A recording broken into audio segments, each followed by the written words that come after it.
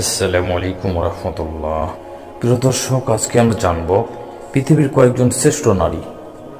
হজরত আবু মুসা আজহারি রাদিয়াল্লাহু থেকে বর্ণিত, রসুল সাল্লাল্লাহু আলাইহি সাল্লাম বলেন, জ্ঞান, বুদ্ধি ও ঈমান আমলে অনেক পুরুষ পরিপূর্ণতা অর্জন করেছে, তবে নারীদের মধ্যে একমাত্র ফেরাউনপন্থী ও ইমরান কন্যা মারিয়াম আলাইহিস সালাম ব্যতীত আর কেউ পূর্ণতা অর্জন করতে পারেনি।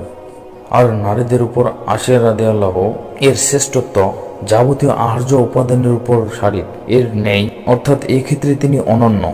হযরত আনাস রাদিয়াল্লাহু এর উপর এক রেওয়াতে রসূল সাল্লাল্লাহু আলাইহি সাল্লাম বলেন, এই পৃথিবীতে নারী সমাজের মর্যাদার জন্য ইমরান কন্যা মারিয়াম আলাইহিস সালাম, খুয়াইলিদ কন্যা খাদিজা, মুহাম্মদ সাল্লাল্লাহু আলাইহি সাল্লামের কন্যা ফাতেমা ও ফেরাউন পত্নী আসিয়াই যথেষ্ট।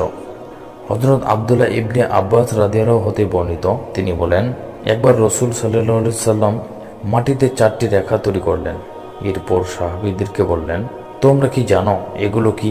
সাহাবীগণ বললেন, আল্লাহ তার রসূল ভালো জানেন। তখন রসূল সাল্লাল্লাহু আলাইহি সাল্লাম বললেন, জান্নাতি নারীদের মধ্যে শ্রেষ্ঠতম হলেন খাদিজা বিনতে খুয়াইলিদ, ফাতেমা বিনতে মুহাম্মদ, আসিয়া বিনতে মুজাহিম এবং মারিয়াম বিনতে ইমরান আলাইহিস সালাম।